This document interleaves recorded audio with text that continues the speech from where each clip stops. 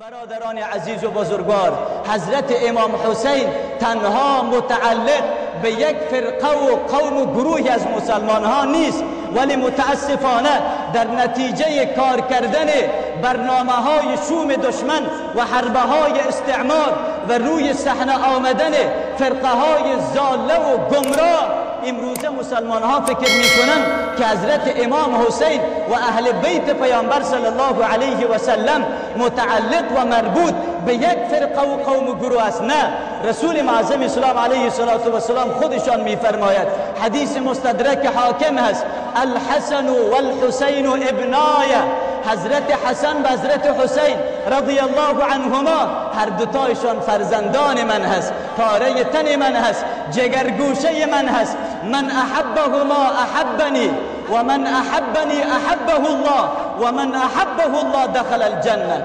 هر کسی که حضرت حسن و حضرت حسین رضی الله عنهما را دوست داشته باشد، در واقع مرا دوست دارد. محبت با حضرت حسن و حسین رضی الله عنهما محبت با پیامبر صلی الله علیه و سلم هست. و هر کسی که مرا دوست داشته باشد، پیامبر صلی الله علیه و سلم میفرماید الله او را دوست دارد و هر کسی را که الله دوست بدارد وارد جنت و بهشت خودش می سازد.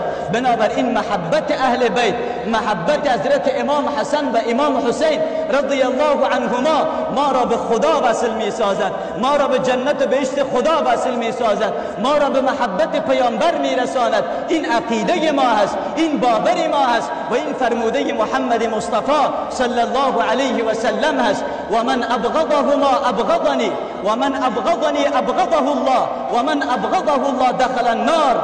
هر کسی که حضرت امام حسن و امام حسین رضی الله عنهما را بد ببیند، با اون نفرت خدای نخواسته داشته باشد، در واقع پیامبر را بد دیده است، با پیامبر دشمنی دارد. هر کسی که با پیامبر دشمنی داشته باشد، الله با دیده دشمن به او نگاه می کند، او را مورد خشم و غضب خودش قرار می دهد و هر کی را خدا مورد خشم و غضب خود قرار بدهد، در فردای قیامت سرازیر جهنم و دوزخ سوزان خودش می سازد.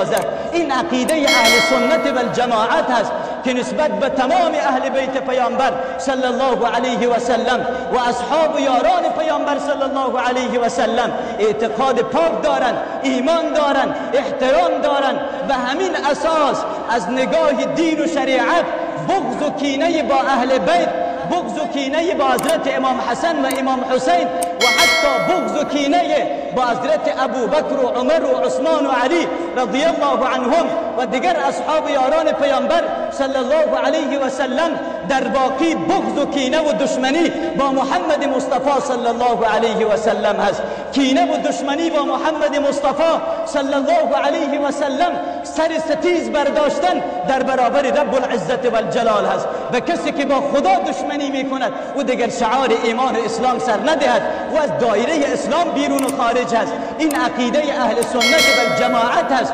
خدا لعنت بکند اون کسی را که با حضرت امام حسن و امام حسین و اهل بیت پیامبر صلی الله علیه و سلم دشمنی و بغض و کینه دارد. خدا لعنت و نفرین بکند اون کسی را که با حضرت عمر، با حضرت ابو بکر، با حضرت عثمان رضی الله عنهم دشمنی و کینه و کدورت دارد. خدا لعنت و نفرین بکند اون انسان پلید را که با ام المؤمنین عایشه صدیقه رضی الله عنها تهمت میبندند. اونها از نگاه اهل سنت و الجماعت نمیتوانند خودشان را مسلمان لقب بدهند و شعار ایمان و اسلام را سر بدهند. من یک سنی هستم و این عقیده من هست، این باور من هست در برابر هر انسان گستاخ و بیادبی که در برابر این شخصیت های برجسته اسلامی، کسانی که قرآن با اونها موافق است. حضرت عمر رضی الله عنه درباره نماز خواندن در مقام ابراهیم حرف میزند، الله آیه میفرستد. حضرت عمر رضی الله عنه در مورد اسرای بدر حرف میزند، فیصله میکند، الله موافق حضرت عمر رضی الله عنه آیه میفرستد. حضرت عمر رضی الله عنه در مورد فرضیت حجاب حرف میزند، الله سبحانه و تعالی آیه میفرستد. حضرت عمر رضی الله عنه در مورد نماز نخواندن بالای منافقین با پیامبر صلی الله علیه و سلم صحبت میکند. الله سبحانه و تعالی موافق با دیدگاه حضرت عمر رضی الله عنه آیه میفرستد. در مورد حضرت ابوبکر صدیق جبرائیل را روان میکند، سلام میفرستد. در مورد حضرت عثمان و علی و دیگر اصحاب پیامبر صلی الله علیه و سلم اعلام رضایت نموده. رضی الله عنهم و رضوا عنه، این فرموده رب العزت و الجلال هست. مگر با وجود این همه دلایل واضح و روشن می شود یک کس خود را مسلمان هم بنامد؟ به هر فرقه و گروهی که متعلق باشد بازم به این شخصیت های برجسته علم اینها اهانت و توهین بکند. غرضم اینجا بود حضرت امام حسین رضی الله عنه تنها مربوط یک فرقه و قوم و گروه نمی شود.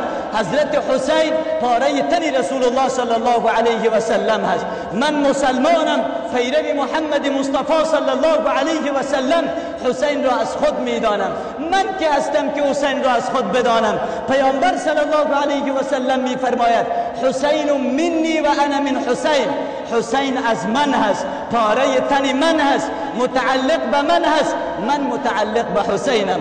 من از حسینم، حسین رضی الله عنه از من هست. این فرموده محمد مصطفی صلی الله علیه و سلم هست. الحسن والحسین سیدا شباب اهل الجنه. پیامبر صلی الله علیه و سلم میفرماید حضرت حسن و حسین رضی الله عنهما هر دوی اینها رهبر و پیشوای جوانان اهل بهشت است. همانطوری که در دنیا در صدر بودن، در جنت و بهشت الله سبحانه و تعالی هم به مقام عالی و بلند در صدر قرار دارند. این فرموده و پیام محمد مصطفی صلی الله علیه و سلم هست.